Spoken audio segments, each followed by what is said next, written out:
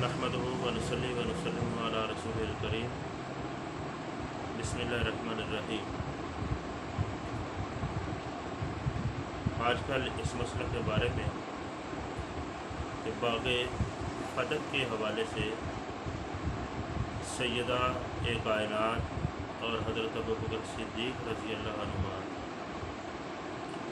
के बारे में जो मसला पेश हुआ, उस सिलसिले में ख़ता किस जानब से हुई, ख़ता इज्तिहादी हुई, इसके बारे में मुख्तलिफ आरा आ रही हैं। असल में ये मसला डॉक्टर मोहम्मद अशरफ आसिफ जलाली साहब के एक बुनियादी बयान से पैदा हुआ, जिसमें उन्होंने पीर मेर अली शाह साहिब रहमतुल्लाह ताला अलैह की एक किताब तस्वीर मा बैन सुन्नी व शिया के एक इक़्तिबास पर तबसरा करते हुए ये वजाहत की कि वो ख़ता पर थीं, जब मांग रही थीं तो ख़ता पर थीं। यहाँ से ये मसला उठा और ये चलते चलते आगे इसको ख़ताए इज्तिहादी के बाब में दाखिल कर दिया गया। सही सूरत हाल ये है, अव्वलन कि इज्तिहादी ख़ता की तरफ जाना या उसको ज़ेरे बहस लाना हो सकती है या नहीं हो सकती, किस हद तक है, कहाँ तक है, ये एक अलग मसला है। इसको छेड़ने की इस वक्त ज़रूरत ही नहीं है। यहाँ सिर्फ इस अमर की ज़रूरत है कि उस बुनियादी जो लेक्चर का क्लिप है, पहला फर्स्ट क्लिप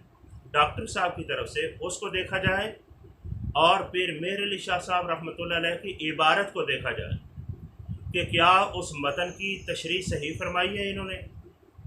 और दूसरी तरफ वो जो जुमले कहे गए हैं वो ऑन द रिकॉर्ड हैं,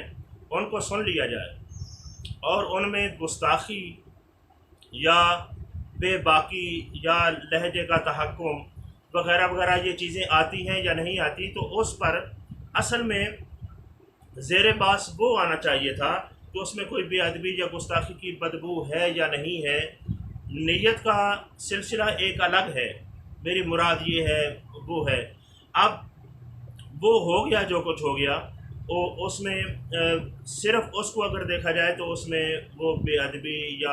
बेअदबी है, सबकत लिसानी उसको तस्लीम करना चाहिए और उससे रजू। हाँ, इसरार करने से और उसकी बहस पर इतनी गुफ्तगू करना लंबी चौड़ी और अपनी उस गलती को सही साबित करने के लिए मुख्तलिफ ज़राए इस्तेमाल करना इल्मी, वो गलती दर गलती और आगे गलतियाँ होती जाएंगी। उसको खींच खिंचा कर ख़ताए इज्तिहादी में ले जाना, फिर मुख्तलिफ असूलों के ज़रिए उस जुमले की सेहत को साबित करने के लिए एड़ी चोटी का ज़ोर लगा देना, ये रवैया भी दुरुस्त नहीं है। अव्वलन ये कि अगर सिर्फ ये देखा जाए कि उस वक्त वो शरह की हुई सही है, वो हर दो तरीके से सही नहीं है। एक तो ये है कि वो मतन की इबारत की सही तशरीह बनती ही नहीं है, गलत है, उसको दोबारा देख लें। उलमा का चंद उलमा पर कमेटी तश्कील दे लें, उनके सामने वो रख दें और उसका फ़ैसला जो है वो तलब कर लिया जाए। जो कुछ भी हो वो उसकी मतन की शरह वो सही है ही नहीं है, एक बात। दूसरी बात यह है कि ये जो जुमले कहे गए सैयदा कायनात की तरफ मंसूब करते हुए ये जुमले ख़ता की निस्बत की गई, तो ये थोड़ा सा होशमंद आदमी भी जो है, सबकत लिसानी एक और बात है हो जाती है, उस पर रजू और तौबा का रास्ता खुला है, वो कह देना चाहिए। अगर कोई इसरार करता है तो फिर ये कहने में बात भी नहीं होनी चाहिए कि ये बहरहाल गुस्ताखी है और बेअदबी है, सूए अदबी है, और इतनी जसारत इस्लामी मुआशरे में ये किसी को इजाज़त नहीं दी जा सकती कि वो जो चाहे अपनी मर्ज़ी से जो वो है वो तशरीहात करते रहे, और जब समझिए जब उसकी गिरफ्त हो तो फिर कहे कि मेरी मुराद ये थी, वो ख़ताए इज्तिहादी थी। ये भी एक अलग मसला, ख़ताए इज्तिहादी में ले जाएं और फिर थी या नहीं थी। और फिर जहाँ तक कि ये वजाहती बयान में हमने सुना कि ख़ताए इज्तिहादी एक बहुत लंबा चौड़ा चैप्टर है, इस पर गुफ्तगू करते हुए जहाँ तक ये जुमला ठीक है अबाहस में है, अल-ख़ता बिदून अल-बक़ा, ये नबुव्वत के भी मुनाफी नहीं है, जिसका सादा अल्फाज में तर्जमा ये बनता है कि इस तरह की ख़ता, यानी डॉक्टर साहब फरमा रहे हैं कि इस तरह की ख़ता तो नबी से भी हो सकती है, ٹھیک ہے، یہ مسئلہ اجتہادی یہ فقہی مذاہب میں ائمہ اہل سنت کے ہاں بھی مختلف ہی ہے۔ یہ ابتداءً مسئلہ جو جاری ہوتا ہے اجتہاد انبیاء کے مسئلے میں، کہ نبی اجتہاد کرتا ہے یا نہیں کرتا، وہ صرف وحی کا پابند ہوتا ہے یا اپنی جانب سے کوئی اجتہاد بھی کرتا ہے۔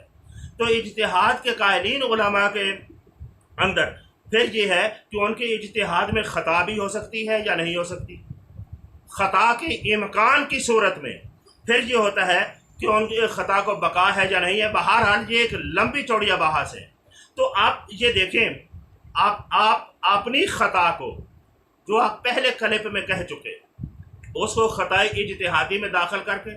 سیدہ زہرا سلام اللہ علیہا کی نسبت اپنے جملے کو صحیح ثابت کرنے کے لیے یہ ایڑی چوٹی کا زور لگایا گیا، اور جہاں تک کہ عصمت نبوت تک بات پہنچ گئی، خطا کے مسئلے کو چھیڑ دیا گیا، نبیوں سے خطا کا سرزد ہونا۔ اب وہ تقریریں اور بیانات کہاں گئے جو کیا کرتے تھے وما ینطق عن الہوا ان هو الا وحی یوحی وغیرہ وغیرہ، یہ ساری ہیں۔ اور اب یعنی ایک زیادہ سے زیادہ دروازے کھلتے جا رہے ہیں۔ تو بجائے اس کے کہ چلو خطا کو اجتہادی کی چادر پہنا کر سیدہ زہرا سے منسوب کرنے کو صحیح ثابت کرنا اور انبیاء سے خطا کے صدور کو ممکن کہنا بدون البقاء، یہ سارے دروازے آواز کے کھولنے کی بجائے اگر یہی کہہ لیا جائے کہ ڈاکٹر صاحب سے وہاں خطا ہو گئی، تو کیا یہ بہتر نہیں ہے؟ نہ تو صحابہ کی محفوظ عن الخطا تو ہے نا، سیدہ ان کی طرف خطا اور بے ادبی سوء ادبی کا جو وہم نہیں بلکہ یہاں تو صریحاً ہے، وہم کے لفظ کہاں تک بولیں گے، تو اس کا بھی دفاع ہو، اور صحابہ کرام رضوان اللہ تعالی علیہ مجمعین کی بھی حفاظت ہو، جا بجا خطاؤں کا تذکرہ نہ آئے، اور انبیاء علیہ السلام کی عصمت کے حوالے سے بھی یہ چیپٹر نہ کھلے۔ تو ایک ڈاکٹر صاحب ٹھیک ہے، ان کے ستائش کرنے والے، مدح والے یا ان کا دفاع کرنے والے بہت کو کرتے ہیں، وہ ان کا اپنی ایک عقیدت ہے، محبت ہے، لیکن یہ پوائنٹ بھی ذہن میں رکھنا چاہیے کہ اگر ایک ہستی، ایک شخصیت، عالم دین کہہ لیں، اگر اس سے خطا ہو گئی ہے، اب اس کی خطا کو صحیح کرنے کے لیے آپ صحابہ کرام کی طرف یا اہل بیت اطہار کی طرف یا بالخصوص سیدہ النساء سیدہ زہرا سلام اللہ علیہا کی نسبت خطا کے جواز فراہم کرنے کی بجائے اور عصمت انبیاء تک پہنچنے کی بجائے، بھئی وہ الفاظ ٹھیک نہیں ہیں ڈاکٹر صاحب کے، ان الفاظ پر ہی گرفت کرنا جو ہے وہ مناسب بنتی ہے۔ تو ان کو پہلے بھی مشورہ کئی بار دے چکے ہیں، اور کئی علماء، سنجیدہ علماء جو ہمارے اہل سنت کے ہاں بڑی عزت کے حامل علماء ہیں، وہ ان کو انتشار سے بچنے کے لیے یہ مخلصانہ مشورہ دے چکے ہیں کہ اس سے رجوع اور توبہ کر لیں۔ اگر نہیں کیا جاتا، اصرار کیا جاتا ہے، تو بہرحال یہ جملہ گستاخی پر مبنی ہوگا جس پر یہ بات کھڑی ہوئی ہے۔ اور دوسرا یہ بھی ذہن نشین رہنا چاہیے کہ اگر ہم اس طرح باب کھولتے جائیں گے، باقی یہ وضاحتی بیان میں 1.5 گھنٹے پر مشتمل صرف یہ ہے کہ اپنی خطا کو بچانے کے لیے سیدہ زہرا کی طرف جو خطا کی نسبت کی تھی اس کو صحیح اور سر ثابت کرنے کے لیے مختلف اصول، مختلف کتابوں، مختلف فنون کا جو سہارا لیا گیا، اس کی اندرون کئی ایک غلطیاں سامنے آئیں، بہت ساری غلطیاں سامنے آئیں۔ تو اس طرح سلسلہ چلتا جائے تو یہ آگے بڑھتا جائے گا۔ یہ پہلے بھی ہم کہہ چکے ہیں، اب ہم یہ کہنا یہ چاہتے ہیں کہ یہ اس کو خطائے اجتہادی کی طرف داخل کرنا، پھر اس پر لے دے کے ذریعے کلام کا معاملہ طویل بناتے جانا، یہ کس چیز کی نشاندہی کرتا ہے؟ کیا صرف اس کی کہ جو ہمارے منہ سے نکلی وہ سچ ہو؟ یہ کیا ہے؟ جب کہ در حقیقت اس کو چھوڑ دیں آپ کہ اجتہادی خطا ہے یا کچھ بھی نہیں ہے، بلکہ اگر دلالت حال یا پیچھے قرائن سے دیکھا جائے تو اس وقت جب پہلے کلپ میں یہ کہا گیا تھا تو اس وقت خطائے اجتہادی کا تصور بھی ذہن میں نظر نہیں آتا، باقی مراد جو ہے وہ متکلم کو ہی حق ہے کہ وہ اپنی ظاہر کرے، لیکن قرائن کے ذریعے وہ ہرگز یہ ان کی مراد بنتی ہی نہیں ہے، کیوں کہ وہ جس خطا کی تشریح کر رہے ہیں